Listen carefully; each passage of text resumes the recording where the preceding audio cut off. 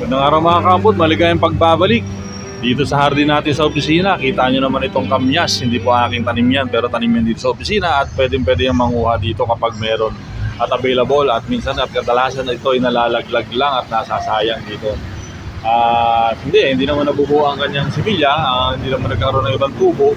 Pero pag marami to, pag ganyan-ganyan lang yan, pero pag marami yan talaga namang ang daming bunga niyan. Pwede kang umuwi niyan pang paksiw, pang sahog natin sa paksiw, pang paasim mga kaambot. Pero hindi yan ang i-discuss natin ngayon. Ang i-discuss natin ay itong tanim nating mulberry. Yan. Ito yung mulberry na kinuha natin kay Mulberry Tarlac na galing pang Ilocos. At halos hindi to lumalaki doon. Pero ngayon, inilipatan natin dito kahit paano tumubo. Yan, tumubo na siya at nagkakaroon ng mga bagong sanga. At ito rin, yan. Pero sa kasamaang palad, nakalikot yata na natin ng gusto itong isa at natodas siya. So sana hindi naman tuluyang nalanta. Nakalikot, ibig sabihin nilagyan kasi natin lang urea. Baka nagalaw natin ng ugat. Pero ngayon ay maano pa rin naman siya, makunat. At ang ano lang ay matagal siyang magkaroon ng ng bagong sibol. So hindi tayo sigurado kung mabubuhay pa to.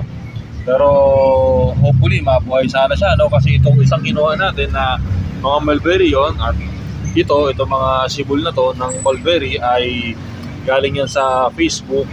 Hindi ko kilalang pero hopefully malalaki naman ang bunga niyan at maganda ang kanyang klase kasi kada sibol nito parating may kasabay na bulaklak.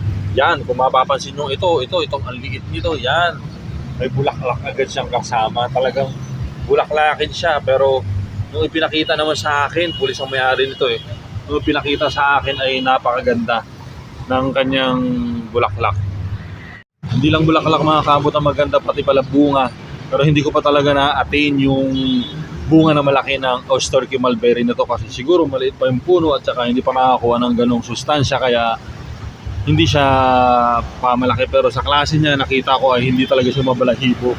Kaya talagang malaki ang chance nito na talagang Oysterke at hindi naman ako i-scam nung nabilang ko na yun kasi meron din silang reputasyon na inalagaan sa garden nila.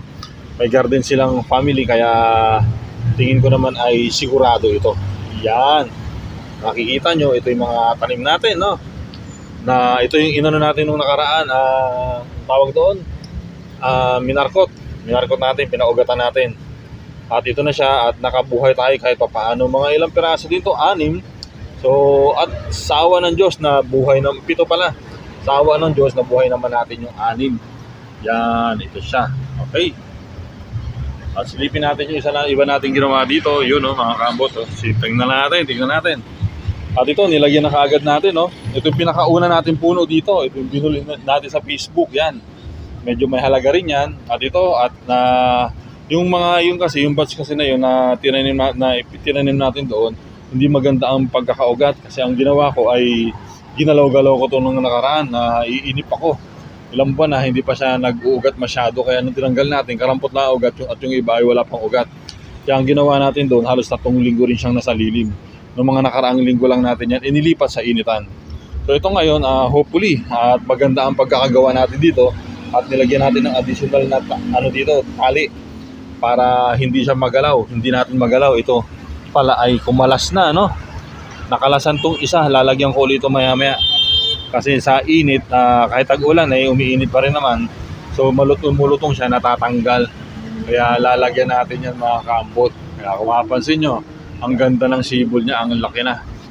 Ang laki niya ngayon kasi tag-ulan at sisibol pa ng gusto yan. Tinanggalan natin ng mga malaking dahon dito kasi nga, yan, kung mapapansin nyo. Kasi baka mapunta lang yung sustansya niya sa dahon na gusto sana natin ay sa kanyang paglaki, sa paglaki ng mga sanga at paghaba ng puno doon mapunta ang sustansya. Okay, at ito naman yung pangalawa nating itananim, itong dalawa. At kung mapansin nyo, ito yung markot na itinanim natin nung nakaraan at ito yung sa may tubig na pinaugatan pero mas naging advantage, mas naging advantage ang itong markot yung may ugat kaya ganoon ang ginawa nila. Mas nauna siyang lumaki, mas maganda ang paglaki niya, mas nakabuelo siya. Kita niyo naman halos kapantay niya na yung pero pinutol naman natin yun. Ito na yung pinakamalaki nito. Hindi pa natin napuputulan to, hindi pa natin na mamarkot kaya ganyan siya mga kaambot. Ngayon pa lang ang first time na ano nito. Ito yung markot natin noong una, kumpara dito sa may pinaugatan natin sa pamagitan ng plastic ng yelo na may tubig na nag-ugat siya doon. Pero pagdating na nung itinanim mo, medyo nahirapan siyang makarecover, kaya natagalan siya sa paglaki. Unlike nitong isa malaki na, bukod sa mas maraming naging sanga ito, nakapagbabagal din sa pagpalaki to, pero dalawa lang naman sila naging sanga, pero ito mas malago. Yan, okay, wala pang ano yan, wala pang markot, pero itong isa sinubukan na nating markotan yan mga kabot. Pare-pareho yan, o sturkey mulberry. O pinaparami natin yan kasi kahit wala pa tayong pagtataniman, gusto lang naman natin dumami yan. Malay natin, di ba?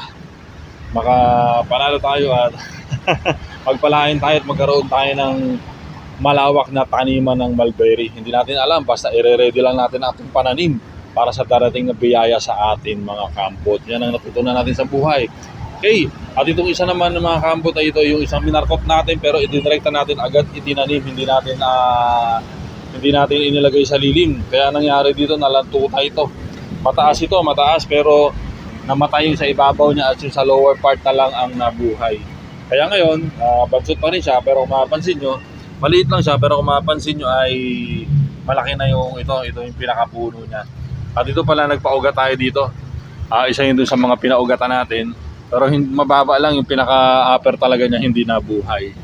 Kaya ang ginagawa ko ngayon, kahit markoted na siya at may ugat na siya, kailangan pa rin talaga siyang ilagay sa lilim. Pero yung mga kambot, hindi dapat natin sila ibabad kasi mabibigla. Pag pinutol natin yan, dito, yan, pinutol natin, tapos tag-init, dinekta natin sa araw, talaga maapektuhan ang paglaki niya. Malalanta itong pinakaibabaw, yung pinaka-lower part lang ang makasurvive. Pero kahit pa paano, nakasurvive pa rin, di ba? Pero kung ilalagay mo naman yan sa dilim, ay talaga makakasurvive to. Simula hanggang dito, itong mga dahon na malalaki. Yan. Ngayon ang mangyari dito, pag nagkaugat na to, mag 2 weeks, mag 1 month na rin to eh. Pag nakitaan na natin ang ugat yan, nakakambot, ay ilalagay natin sa lilim niya pero hindi natin tatanggalin yung mga natitirang dahon niya dito kasi makakatulong yan para mas makasurvive ng husto ang ating halaman, di ba? Dumarating din ang time talagang hindi na mamatay yung mga dahon niya kapag maganda ang pagkakaalaga natin sa kanya. Okay, yun lang mga kambot. Hopefully, marami kayong natutunan. At kung hindi naman naka-istorbo, baka pwede namang pakishare, pakilike. At kung hindi naman abala, ay naman, talaga naman pwede na rin pakisubscribe mga kambot. Maraming salamat. Till next time. I don't really know what comes next. I'm just doing my best, even though I'm so stressed out.